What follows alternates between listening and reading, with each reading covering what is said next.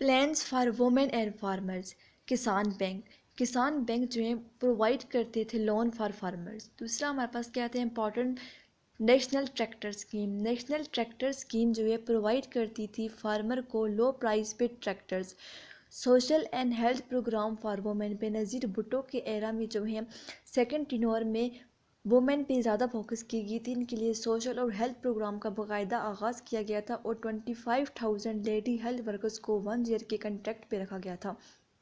اور پہلی دفعہ جو ہے وومن کے لیے الگ سے پولیس اسٹیشنز اور کورٹس بنائے گئے تھے. اور وومن رائٹس اور ایجوکیشن پہ بے نظیر بھٹو نے اپنے سیکنڈ ٹینور پہ بہت زیادہ ایمفیسائز کیا گیا تھا کہ وومنس کو ایجوکیشن پہ بہت زیادہ فوکس کرنا چاہیے. اس کے بعد ہمارے پاس کیا آتا ہے کہ فورن وزٹس. 1994 میں بے نظیر بھٹو نے یو ایس کا وزٹ کیا تھا. ان کا یہ وزٹ جو ہے اس لیے بہت اہمیت کا عمل ہے کیونکہ اس میں انہوں نے جب کہا گیا تھا کہ پاکستان پہ جتنی بھی ریسٹرکشن لگائی گئی ہیں ان سب کو ریموو کیا جائے. اور اس کا دوسرا پرپز یہ تھا کہ تاکہ جتنے بھی وہاں کے فورن انویسٹرز ہیں ان سب کو اٹریکٹ کیا جائے کہ پاکستان میں آ کے وہ انویسٹ کریں اور پاکستان کی اکانومی جو ہے وہ اسٹرانگ ہو سکے. سیکنڈ وزٹ ان کا تھا ایران اور ترکی کا. ایران اور ترکی جو ہیں وہ واحد کنٹریز ہیں جو پاکستان کو مورل سپورٹ کرتے ہیں کشمیر ایشو پہ کہ جو پاکستان کا پوائنٹ آف ویو ہے کہ کشمیر کو اپنے مستقبل کا فیصلہ خود کرنا چاہیے. وہ یہ دونوں کنٹریز جو ہیں پاکستان کو کہ اس پوائنٹ آف ویو کو سپورٹ کرتی ہیں مورل سپورٹ پرووائڈ کرتی ہیں. اور ان کنٹریز کے درمیان میں اور پاکستان کے درمیان میں جو ہے ڈفرینٹ ایگریمنٹس آف کوپریشن بھی سائن کیے گئے تھے ان کے اس فورن وزٹ کے درمیان.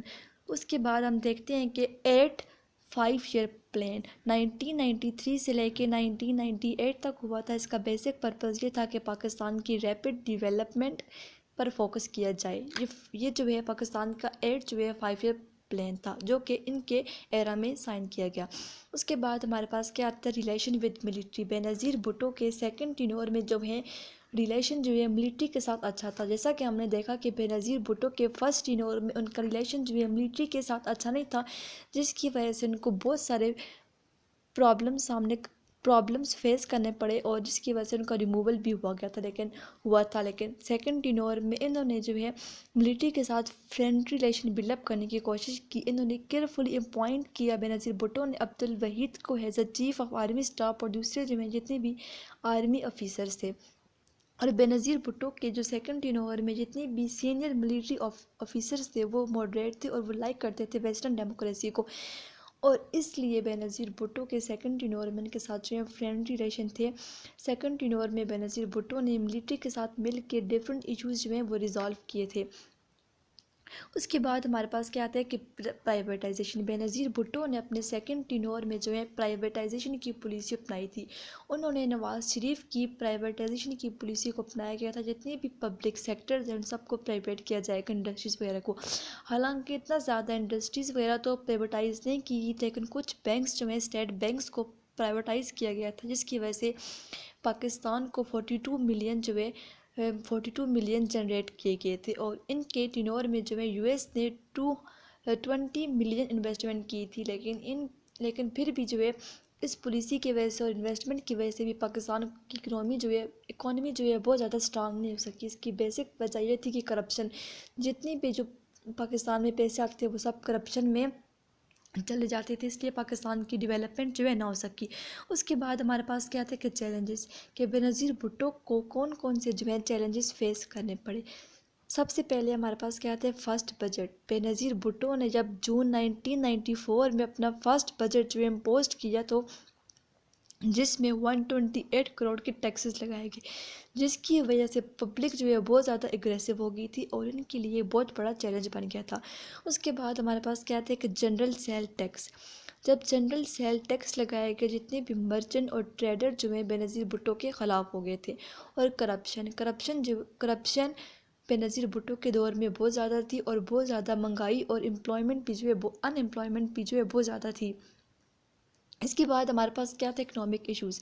ان کے ایرا میں کون سے اکنامک ایشوز جو ہیں فیس کرنے پڑے. بے نظیر بھٹو نے فائنانس منسٹری جو اپنے پاس رکھی تھی اور ان کے ایرا میں روپی جو ہے گر گیا تھا 21 سے 30 تک اور جو کہ 30% فال تھا.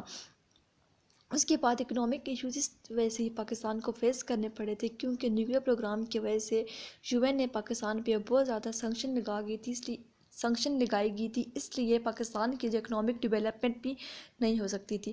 اس کے بعد ہمارے پاس کیا تھا کہ ریموول، بے نظیر بھٹو کو کس طرح جو ہے ریموو کیا۔ سب سے پہلے ہمارے پاس جو ہے 27 اکتوبر 1996 کو جو جماعت اسلامی ہے انہوں نے بے نظیر بھٹو کے خلاف جو ہے پروٹیسٹ کرنے شروع کیے۔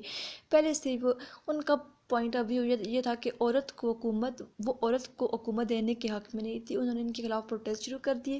اس کے بعد جو ہے 4 نومبر 1996 کو جو فاروق لغاری تھے انہوں نے بے نظیر بھٹو کو ڈسمس کر دیا، حالانکہ بے نظیر بھٹو کو ان پہ بہت یقین تھا، وہ ان کا ہینڈ پک تھے فاروق جو ہیں، انہوں نے ان کو ڈسمس کر دیا تھا۔ بے نظیر بھٹو بہت زیادہ شوق انہیں مل گیا تھا کہ کیسے یہ مجھے جو ہے ڈسمس کر سکتے ہیں۔ اس کے بعد جب بے نظیر بھٹو نے سپریم کورٹ میں کیس فائل کیا تو 6 ججز نے یہ فیصلہ کیا کہ بے نظیر بھٹو کو جو ڈسمسل کا فیصلہ ہے بالکل صحیح ہے، جبکہ ایک جج نے فیصلہ کیا تھا کہ فاروق لغاری کا فیصلہ جو ہے صحیح نہیں ہے، جبکہ زیادہ جج جو ہیں ان کے خلاف فیصلہ کیا۔ اس وجہ سے بے نظیر بھٹو کو ریموو کیا گیا۔ اس کے بعد ہم دیکھتے ہیں کہ 27 دسمبر 2007 کو بے نظیر بھٹو کو راولپنڈی میں ایک ریلی کے دوران جو اسیسینیٹ کر دیا گیا۔ اس طرح ان کا جو ہے ایرا جو ہے ختم ہو گیا۔ Thank you for listening.